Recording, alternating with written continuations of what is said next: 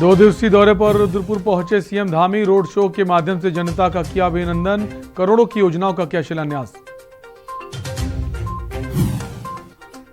रुड़की के जीवनदीप आश्रम पहुंची राज्यपाल बेबी रानी मौर्य। सतचंडी यज्ञ में की पूजा अर्चना। स्वामी यतीनानंद गिरी महाराज का लिया आशीर्वाद। नैनीताल पहुंचे परिवहन प्रभारी मंत्री यशपाल आर्य। आला अधिकारियों के साथ की आपदा कार्यों की समीक्षा बैठक। उत्तराखंड कांग्रेस के नए प्रदेश अध्यक्ष गणेश गोदियाल का बयान। कहा, युवाओं के सपनों को पूरा करेंगे, चुनौती को अवसर में बदलने की कवायद। उत्तराखंड में पूर्व कैबिनेट मंत्री नवप्रभात का बड़ा कदम। कांग्रेस घोषणा पत्र समिति का अध्यक्ष पद ठुकराया। कांग्रेस के प्रदेश प्रभारी देवेंद्र यादव को भी किया सूचित। उत्तराखंड 4 धाम में 9 घंटे रहा बंद बद्रीनाथ हाईवे। 24 घंटे में मध्यम बारिश की संभावना। पहाड़ों में आफत बनकर बरस रही बारिश। देख रहे हैं के न्यूज, खबरों का सारथी। रुद्रपुर पहुंचे मुख्यमंत्री पुष्कर सिंह धामी ने रोड शो के बाद कलेक्ट्रेट पहुंचकर करोड़ों की योजनाओं का शिलान्यास किया। इसके बाद कलेक्ट्रेट स्थित सभागार में जिले भर के अधिकारियों के साथ विकास कार्यों की योजना की समीक्षा बैठक की। इस दौरान सीएम का कार्यकर्ताओं ने जगह जगह फूलों की वर्षा कर स्वागत किया। भाजपा जिला कार्यालय में जिले के कार्यकर्ताओं ने फूलों की माला के साथ भव्य स्वागत किया। इस दौरान कैबिनेट मंत्री यशपाल आर्य, अरविंद पांडे, जिले के प्रभारी मंत्री सहित तमाम भाजपा के नेता मौजूद रहे।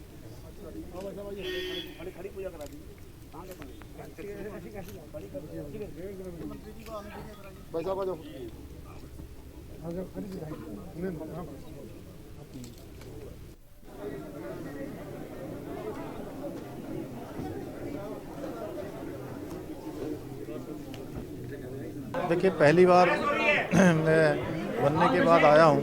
मैंने आज तो सभी लोगों का धन्यवाद किया है और सब लोगों ने जो भी यहाँ की चीज़ें हैं मैं सब जानता हूँ पहले से, और कुछ नई चीज़ें भी बताई हैं। हमारा प्रयास होगा कि यहाँ पर जो भी समस्याएं हैं, चाहे ज़िले की हर विधानसभा क्षेत्र में, जिला मुख्यालय पर उधम सिंह नगर की, उन सबको मैं सम्मिलित करूँ। उसमें मुख्य रूप से गन्ना किसानों का हमने पूरा भुगतान इस साल कर दिया है। रुड़की के जीवनदीप आश्रम पहुंची राज्यपाल बेबी रानी मौर्य ने आश्रम में पूजा अर्चना की। इस दौरान उन्होंने जीवनदीप आश्रम के महामंडलेश्वर स्वामी यतीनानंद गिरी महाराज का आशीर्वाद भी लिया। उत्तराखंड की राज्यपाल बेबी रानी मौर्य ने सतचंडी यज्ञ में पूजा अर्चना की। इस मौके पर उन्होंने कहा कि पिछले लंबे समय से महामंडलेश्वर का आशीर्वाद लेती रही हैं। यहाँ पहुंचने पर उन्हें अत्यंत आत्मिक सुख प्राप्त हुआ है।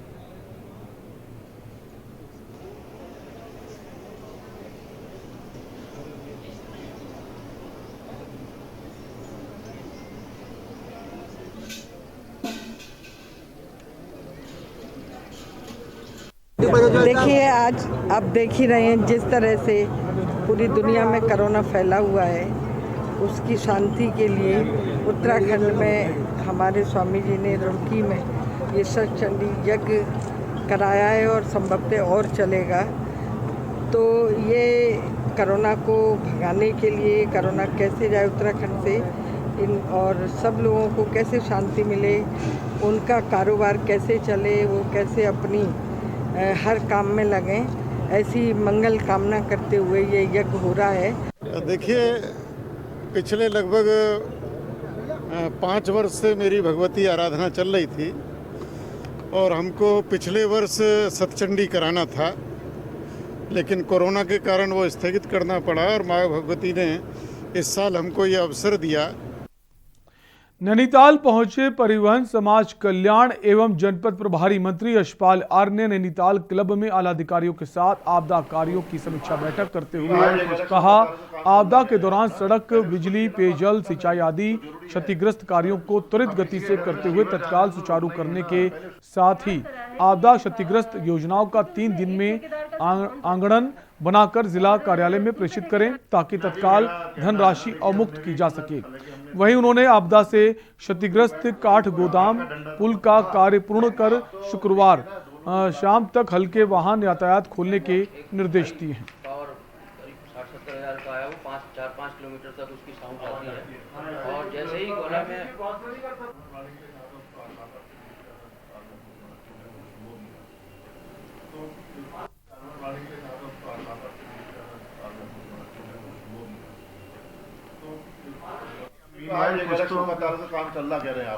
तो आज ये समीक्षा की गई है, जो सड़कें हमारी अवरुद्ध हो चुकी हैं, ख़ास तौर से आपके संज्ञान में है कि रानीबाग जो हमारा पहाड़ को जोड़ने वाला पुल है, वो पिछले दिनों कुछ हद तक क्षतिग्रस्त हो चुका है और इससे आवाजाही बिल्कुल बंद हो चुकी है। यहाँ की जनता को, कुमाऊं की जनता को या बाहर से आने वाले लोगों को बहुत दिक्कतों का सामना करना पड़ रहा है। जो पेयजल लाइनें ध्वस्त हो चुकी हैं, जो सिंचाई की नहरें में काफ़ी क्षति हुई है, किसानों को पानी उपलब्ध नहीं हो पा रहा है सिंचाई के लिए। तमाम विषयों पर चर्चा हुई है और स्पष्ट रूप से निर्देश दिए गए हैं जिलाधिकारी जी को भी कि वह तत्काल प्रभाव से जो भी आगड़न विभिन्न विभागों द्वारा आपको भेजे गए हैं उसमें धनराशि तत्काल अवमुक्त करें, जिससे कि उन योजनाओं में काम हो सके।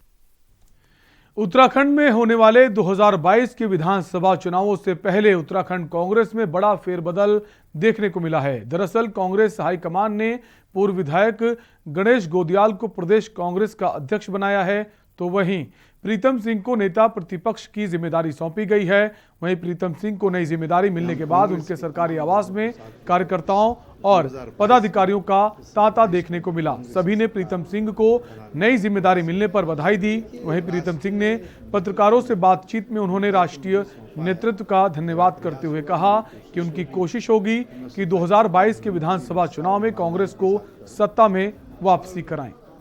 जिन साथियों को दायित्व सौंपा गया है उन तमाम साथियों का और हम सबका दायित्व बनता है कि हम कांग्रेस के तमाम लोगों को साथ लेकर के 2022 में इस प्रदेश के अंदर कांग्रेस की सरकार बनाने का प्रयास करें।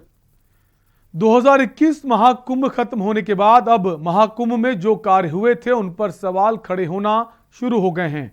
मानसून की बारिश ने कुंभ कार्य पर कई सवाल खड़े कर दिए हैं, जिसको लेकर अब आम आदमी पार्टी सरकार को घेरने में लगी है और महाकुंभ में जितने भी कार्य हुए हैं उनकी जांच कराने की मांग आम आदमी पार्टी ने उठाई है।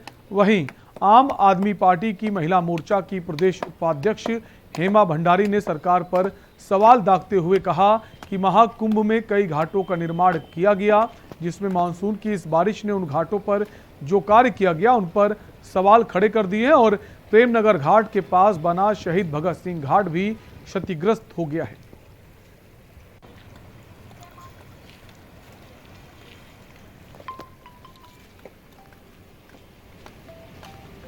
कुंभ को अभी कुछ महीने ही गुजरे हैं और जो कुंभ में हुई अनियमितताएं थी लगातार वो सामने आ रही हैं और आम आदमी पार्टी शुरू से ही कहती आई है कि कुंभ में बहुत बड़े बड़े घोटाले हुए हैं और धीरे धीरे करके उजागर हो रहे हैं। और प्रेमनगर आश्रम हरिद्वार में जो घाट बना है उसके सामने शहीद भगत सिंह घाट के नाम से उसका निर्माण बड़े ज़ोरों शोरों से उसमें बहुत पैसा लगाया गया और उद्घाटन उसका डीएम साहब ने उद्घाटन किया आके और एक छोटी सी बारिश ने उस घाट की का तहस नहस करके रख दिया है। तो ये कुंभ कार्य इनके जो हैं जो बंदरबाट इन्होंने कुंभ में किया है वो सब सामने आ रही है और धीरे धीरे ये जो है अभी और भी आगे बहुत सारे घोटाले आपको नजर आएंगे। वक्त एक ब्रेक का है, जल्द लौटेंगे। आप देख रहे हैं के न्यूज, खबरों का सारथी। अगर कोरोना महामारी के चलते आपके या आपके किसी जान पहचान के परिवार में कोरोना से मृत्यु हुई है तो आप हिम्मत न हारें। दिल्ली सरकार आपके साथ खड़ी है। कोविड से अपनों को खोने वाले परिवारों के लिए दिल्ली सरकार ने मुख्यमंत्री कोविड-19 परिवार आर्थिक सहायता योजना शुरू की है। इससे आप दो तरह से सहायता प्राप्त कर सकते हैं। मासिक आर्थिक सहायता, कोविड से जिन्होंने अपने परिवारों में कमाने वालों को खोया है उन्हें हर महीने 2500 रुपए की आर्थिक सहायता दी जाएगी। एक मुश्त सहायता, कोविड में अगर आपके परिवार में किसी की भी मृत्यु हुई है तो आप 50,000 रुपए की एक मुश्त अनुग्रह सहायता राशि पा सकते हैं। विस्तृत जानकारी और आवेदन के लिए आप e-district.delhigovernment.nic.in पर लॉगिन करें। दिल्ली सरकार है आपके साथ। जुबान के लिए उड़ चला गैरों की ज़मीं पर, खुशबू अपने पन की ढूंढता औरों की ज़मीं पर, मेरी माटी की ये जुबान।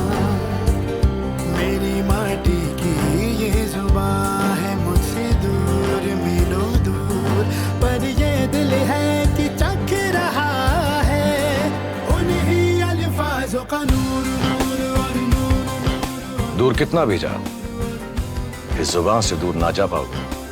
विमल, बोलो जुबान केसरी।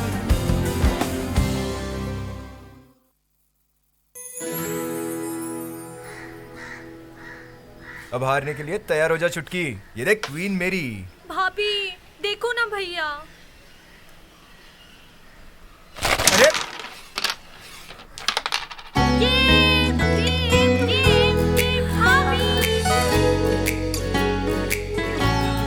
पिटारा खजाना खास पलों का। आप देख रहे हैं के न्यूज, खबरों का सारथी। ब्रेक के बाद आपका स्वागत है। उत्तर प्रदेश के पूर्व कैबिनेट मंत्री साहब सिंह सैनी हरिद्वार में राजनीतिक जमीन तलाश रहे हैं। इसके लिए उन्होंने सैनी समाज को एकजुट करने का बीड़ा उठाया है। साहब सिंह सैनी ने हरिद्वार के फेरूपुर गांव में सैनी समाज का एक बड़ा कार्यक्रम आयोजित किया था। इस कार्यक्रम में कुछ लोगों पर कोविड नियमों के उल्लंघन में मुकदमा दर्ज किया गया है।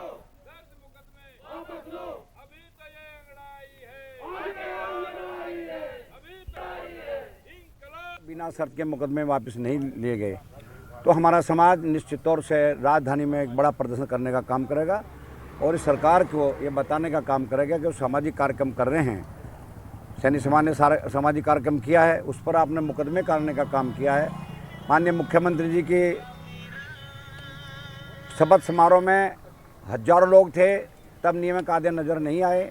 माननीय नवनियुक्त मुख्यमंत्री जी गंगा पूजन के लिए आए, तब नियम कायदे नज़र नहीं आए। दफ्तर पर आए, तब नियम कायदे नज़र नहीं आए। कांग्रेस ने अपना प्रदर्शन करने का काम किया सुभाष घाट पर, तब इन्हें नियम कायदे नहीं नज़र नहीं आए। और क्या ना, आम पार्टी ने भी अपना प्रदर्शन करने का कहा और रोज राजनीतिक कार्यक्रम हो रहे हैं, तब इन्हें नियम कायदे नज़र नहीं आए हैं। सुल्तानपुर पट्टी के सरस्वती शिशु विद्या मंदिर विद्यालय में भाजपा मंडल कार्य समिति की बैठक का आयोजन किया गया। बैठक में आगामी विधानसभा चुनाव को लेकर विचार विमर्श किया गया और कार्यकर्ताओं से सरकार की योजनाओं को जन जन तक पहुंचाने की अपील की गई। आपको बता दें, विधानसभा चुनाव के नजदीक आते ही भारतीय जनता पार्टी ने तैयारियां तेज कर दी हैं। इसी के चलते सुल्तानपुर पट्टी के सरस्वती शिशु विद्या मंदिर में विद्यालय में भाजपा मंडल की कार्य समिति की बैठक आयोजित की गई।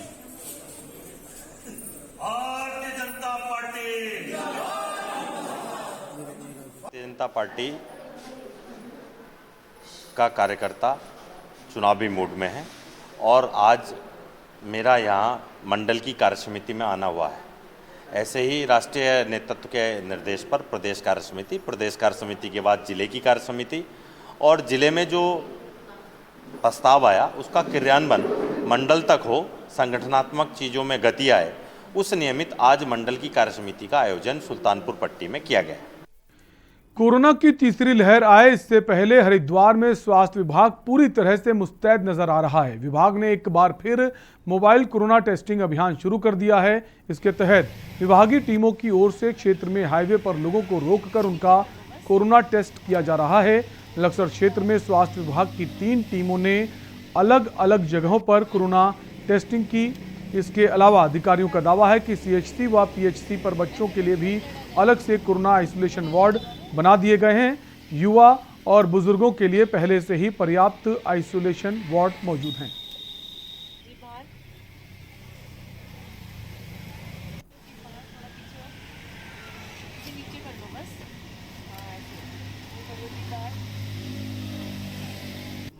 डीएम साहब, सीडीओ साहब और हमारे सीएम साहब के निर्देश में जो भी SOP बनाई गई है, जो भी गाइडलाइन है, उसके अनुसार हमारा खानपुर अस्पताल है और सुल्तानपुर और लक्सर, इनमें जितने भी सारे उपकरण हैं सारे की डिमांड भेज दी गई है और कुछ हमारे पास आ गए, कुछ आने वाले हैं। पूरी तैयारियों के साथ है कि कोई अगर कुछ भी समस्या होती है तो बच्चों के डॉक्टर्स भी अवेलेबल रहेंगे और उसको हर तरह से निपटा जाए। हाईवे पर अधिकतर टेस्टिंग कर रहे हैं क्योंकि लोग घर से बाहर निकल रहे हैं और तीसरी लहर आने की बहुत ज़्यादा संभावना हो रही है, इसलिए अनिल वर्मा जी के कहे अनुसार हम लोग लगातार टेस्टिंग कर रहे हैं। खबर देहरादून से है, जहां राजधानी देहरादून के सौंदर्यीकरण के लिए लगातार स्मार्ट सिटी का कार्य चल रहा है, जिसको लेकर आज स्मार्ट सिटी के अध्यक्ष mayor Sunil Uniyal parade ground पहुंचकर स्मार्ट सिटी के कार्यों का निरीक्षण किया। वहीं इस दौरान बीजेपी विधायक खजान दास, स्मार्ट सिटी के सीईओ सहित तमाम अधिकारी मौजूद रहे। मीडिया से बातचीत में बीजेपी विधायक खजान दास ने बताया कि 15 अगस्त यानी कि स्वतंत्रता दिवस का कार्यक्रम परेड ग्राउंड में होने जा रहा है और इसी को ध्यान में रखते हुए सभी अधिकारियों को 15 अगस्त से पहले स्मार्ट सिटी का कार्य पूरा करने के लिए निर्देशित किया गया है।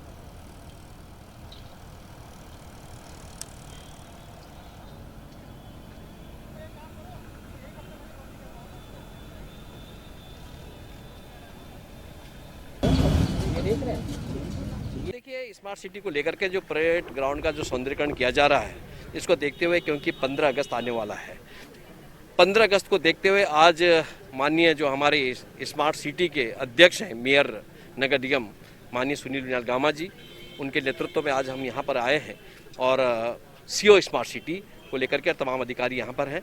ये कहा गया है कि 15 अगस्त तक हर हालत में तैयार रहें, क्योंकि 15 अगस्त जो हमारा स्वतंत्रता दिवस है वो यहीं पर इसका जिस तरह से जो है मनाया जाता है वो यहीं पे मनाएंगे। इसलिए हम आज देखने के लिए आए और काफ़ी कार्यों से संतुष्ट भी हैं, और जो कार्य ऐसे कुछ रह गए हैं जिनको तकनीकी खामियों के कारण जो पूरे नहीं हुए, उसको दिशा निर्देश दिए गए हैं कि आप इसको पूरा कीजिएगा, ताकि कोई भी कमी यानी कि 10 अगस्त के बाद कोई दिखे ना, 10 अगस्त से पहले पहले सारे काम पूरे किए जाए।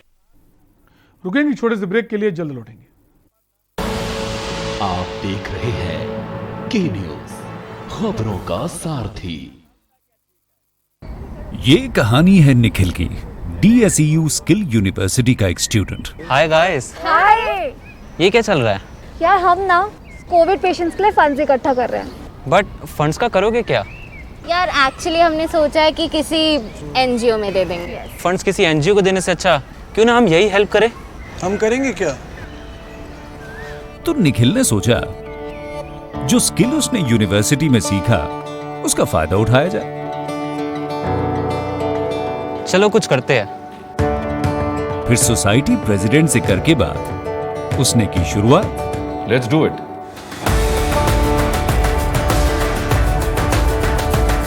जो भी स्किल उसने अपने कोर्स में पाया उसे अपनाया।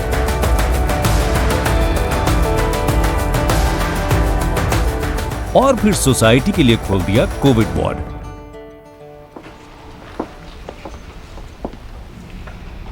Well done Nikhil. भाई मानना पड़ेगा, जब खिलकर निकलता है स्किल तो सलाम करता है हर दिल। DSEU इंडिया की पहली स्किल एंड एंटरप्रेन्योरशिप यूनिवर्सिटी, जहां ऐसे कोर्सेज में है डिग्रीज और डिप्लोमाज जो बेटर फ्यूचर की ओर ले जाएंगे आपको।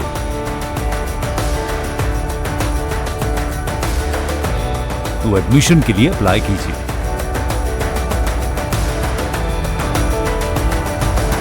स्किल है तो नहीं कुछ मुश्किल है। सुबह के लिए उड़ चला गैरों की ज़मीं पर, खुशबू अपने पन की ढूंढता। और दूर कितना भी जा, इस जुबान से दूर ना जा पाओगे। विमल, बोलो जुबान केसरी।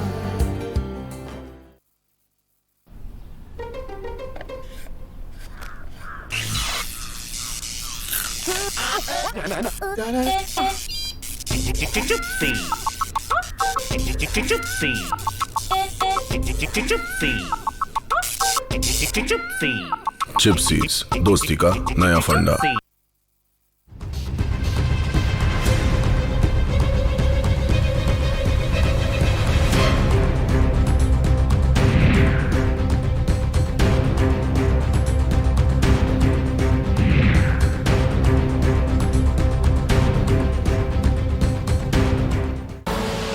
आप देख रहे हैं के न्यूज, खबरों का सारथी। ब्रेक के बाद एक बार फिर आपका स्वागत है। खबर नैनीताल से है, जहां A2 व C2 से जुड़ी आशा यूनियन ने अपनी मांगों को लेकर नैनीताल के गांधी पार्क में धरना प्रदर्शन करते हुए राज्य सरकार के खिलाफ जमकर नारेबाजी की। आंदोलन कर रही आशाओं का कहना है कि उन्हें आंगनबाड़ी की तर्ज पर मानदेय दिया जाए, आशाओं को ESI का स्वास्थ्य बीमा का लाभ दिया जाए, या इसकी तर्ज पर ही स्वास्थ्य बीमा जो है वो किया जाए। इसके साथ ही सभी आशाओं को सामाजिक सुरक्षा देने की मांग सीएम पुष्कर सिंह धामी से की गई।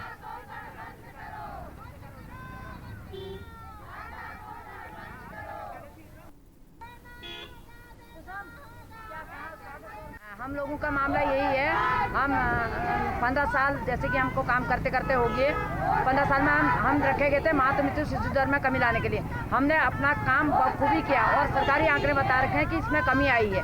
और लेकिन सरकार आज काम तो हमारे ऊपर बहुत थोप रही है, लेकिन हमारे मानदेय लेने के लिए बारे में कुछ भी नहीं सोच रही है।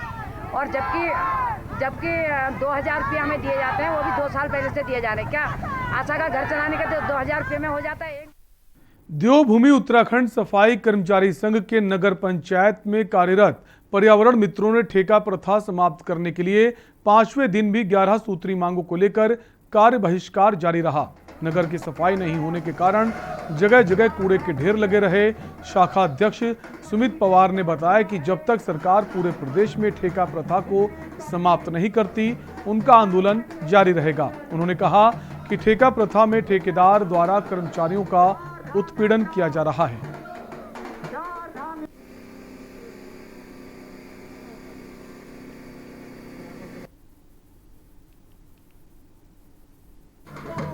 पहले तो माननीय मुख्यमंत्री उत्तराखंड सरकार से निवेदन है कि सबसे पहले तो 4 धाम यात्रा शुरू की जाए। क्यों हरिद्वार, मसूरी, नैनीताल खुला है तो 4 धाम क्यों बंद है? ये हमारा मेन मकसद है। और जो हमारा दूसरा जो पॉइंट है वो है बिजली और पानी का बिल माफ़ करें। ये ना करे सरकार, 1-2 हज़ार से हमारा कुछ नहीं होने वाला है। और जो हमारे टैक्सी यूनियन वाले हैं उनका रोड टैक्स और गाड़ियों का टैक्स माफ़ करें। कहाँ से देंगे वो? जब हमारा कुछ धंधा ही नहीं चला है तो कहाँ से अदा करेंगे किस्त? ये मेरा कहना है अपने वर्तमान सरकार से कि ये सारी चीज़ों को आप ध्यान में लें। और ये जो जिन्होंने जिस होटल स्वामी या टैक्सी यूनियन वालों ने लोन ले रखा है वो ब्याज जो है माफ़ किया जाए। मेरा मुख्यमंत्री जी से मेन जो हमारा जो है सन 2020 से 2 साल से हमारी यात्रा ठप पड़ी हुई है। टैक्सियों के पहिए तक नहीं हिले हैं गाड़ियों के, और हम लोगों को न तो हमारा कोई मतलब लोन की किस्तें न दे पा रहे हैं। टैक्स हमारा सब लोगों का जो है ना 2-2 साल से जो है ना कोई टैक्स देने लायक नहीं है। गाड़ियों की किस्तें नहीं दे पा रहे हैं, कुछ काम के लायक नहीं है। तो हमारा मेन जो मुद्दा है कि हमारी 2 साल के, जैसे 2013 में जब आपदा आई थी उस समय भी सरकार ने जो है 2 साल का टैक्स माफ़ किया था, उसी तर्ज पे इस समय भी हमारा 2 साल का टैक्स जो है माफ़ किया जाए। उधम सिंह नगर में मुख्यमंत्री के 2 दिवसीय दौरे का विरोध करना किसानों के लिए भारी पड़ गया। 3 कृषि कानूनों के विरोध प्रदर्शन के दौरान रुद्रपुर में काले झंडे दिखाने जा रहे किसानों की पुलिस से धक्का मुक्की के साथ तीखी झड़प भी हो गई। उसके बाद सैकड़ों किसानों को पुलिस ने गिरफ्तार कर लिया, जहां किसानों ने जमकर विरोध प्रदर्शन किया। आपको बता दें कि उधम सिंह नगर जनपद के 2 दिवसीय दौरे पर पहुंचे मुख्यमंत्री पुष्कर सिंह धामी का विरोध करने वाले भारतीय किसान यूनियन से जुड़े पदाधिकारियों को पुलिस ने हिरासत में ले लिया। पुलिस ने किसानों को गिरफ्तार कर लिया है।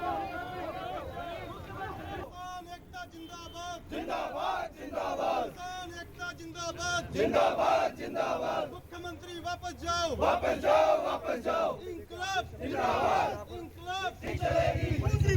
हाँ, ये किसान जो है यहाँ पे सुक्की होटल के पास इकट्ठा हुए थे। इनका विरोध का कार्यक्रम था और हम लोगों ने इनको एलायंस कॉलोनी के पास से गिरफ्तार करके इनको भेज दिया है। खिलाफ कार्रवाई बातचीत भी की गई थी, लेकिन वो बातचीत से नहीं माने, फिर इन लोगों की इसके पश्चात गिरफ्तारी की। और उत्तराखंडी खबरों में भी के लिए इतना ही। देखते रहिए के न्यूज़ इंडिया। नमस्कार।